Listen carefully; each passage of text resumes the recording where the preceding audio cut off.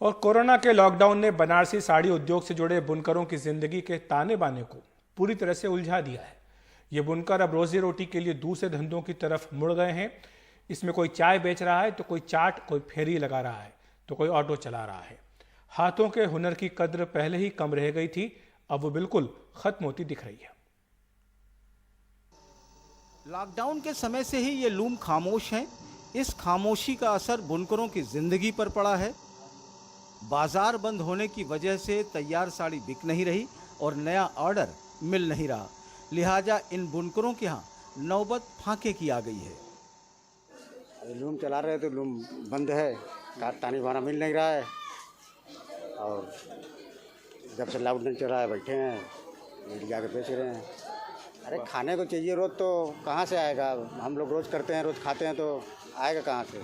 बहुत से लोग हैं, पूरे मालाई दुकान खोल कर बैठा हुआ है। हर घर जाइए देखिए दुकान खुला हुआ है। कोई बिस्कुट मिठाई बेच रहा है, कोई तरकारी बेच रहा है, यही सब हो रहा है। जिसको जो मिल रहा है बेच रहा है। क्या घर का रोजगार इससे चल पा रहा है आप लोगों का? बस यही में रट्टम पट्टम चल रहा है। जो मोहम्मद जमील का दर्द है वही हाजी रमजान अली का। साड़ी का पुश्तैनी काम छोड़ इस अधेड़ उम्र में परचून की दुकान खोलनी पड़ी।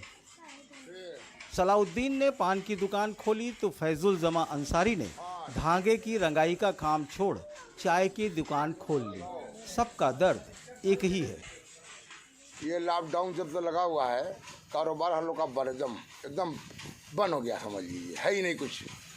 इसलिए लोग कोरोना की दुकान खोल के बैठे, रुपया ढोना बेच रहे भैया, बाल बच्चे को अपने पेट पालने के लिए। उसमें भी दिक्कत हो रही है, उससे भी पेट पला नहीं रहा है। सभी लोग बुनकारी में, सभी लोगों को छोड़ के खाली टहल आदमी घूम रहा है। कोई काम ही नहीं है आदमी के पास।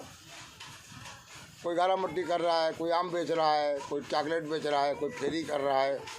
अपने अपने बच्चे कोई ना कोई काम अपनी लगा रहा है, उससे पेट पाल आ नहीं रहा। पहले हम तो जो है अपने बुनकर का जो रंगाई धागा होता है, जो धागा कढ़ाई होती है, उसका काम करते थे। और ये लॉकडाउन होने की वजह से, गवर्नमेंट की कोई सुविधा न होने की वजह से कि अपने परिवार के पेट पालन के लिए हम जो तो आज चाय बेचने पर मजबूर हैं। क्योंकि अगर स्थिति इतनी दयनीय हो चुकी थी कि या तो मैं तो किसी के आगे हम जो हाथ फैला नहीं सकते। कुछ ये दिमाग में आया कि कम से कम जो है तो चाय बेच के ही हम काम करें। ये सिलसिला पूरी बस्ती में है। बुनकरों के हुनर में माहिर हाथ अब ऑटो चला रहे हैं, सब्जी बेच रहे हैं या कुछ और कर रहे हैं। हम लोग बुनकरों के लिए या कोई किसी के लिए भी कारोबार होना चाहिए, हाथ को फैलना चाहिए, टाइम से भोजन मिलना चाहिए। और इस वक्त ऐसा हो गया है कि जैसे ज़िंदगी बसर बुनकर कर रहे थे, हम ही नहीं, तमाम बुनकर की बात कर रहा हूँ, जैसे वो ज़िंदगी को बसर कर रहे हैं, बस कर रहे हैं। हम लोग जलालीपुरा में रह के जलील हो रहे हैं। हमारे और तो है ना बच्चों का, हम कहा भैया आप बूढ़ हो चुकी हैं, आप पहनते नहीं, इसको बेच दीजिए। और जो काम से लेकर रमज़ान का महीना था, ईद का महीना था, उसी में से ख़त्म हो गया। 1 महीना हो रहा है, फिर त्यौहार बीते हुए, अब कैसे जुगाड़ होगा, क्या होगा, अल्लाह देखेगा। बुनकारी किया करते थे। हाँ, जब का लॉकडाउन हुआ है तब से टोटो चला रहे हैं मजबूरी के तहत। आपको यही कि कारोबार चालू हो जाए, अपना सब कुछ हो जाए, अपने अपने धंधे में आदमी जाए, यही सोच है। अब मोदी जी जो अब बत्ती उट्टी के बिल के बारे में जो कर रहे हैं, लूम वाला कार्ड और सब बंद कर दिए, उसकी वजह से और आदमी एकदम परेशान है। कुछ समझ में नहीं आ रहा है कि अब कौन सा कारोबार किया जाए। दरअसल बुनकरों का संकट पुराना है, जिसे लॉकडाउन ने कुछ और बढ़ा दिया है। 1994-95 में बनारस में 75,000 से ज़्यादा हथकरघे थे, जबकि पावरलूम 1750 थे। अब हालात बदल गए हैं। हथकरघे 50,000 रह गए हैं, जबकि पावरलूम 3 से 4 लाख हो गए। इनमें बिजली ज़्यादा लगती है। 2006 में इनके फिक्स रेट तय कर दिए गए थे, लेकिन अब इसे बदलने की बात इन्हें डरा रही है।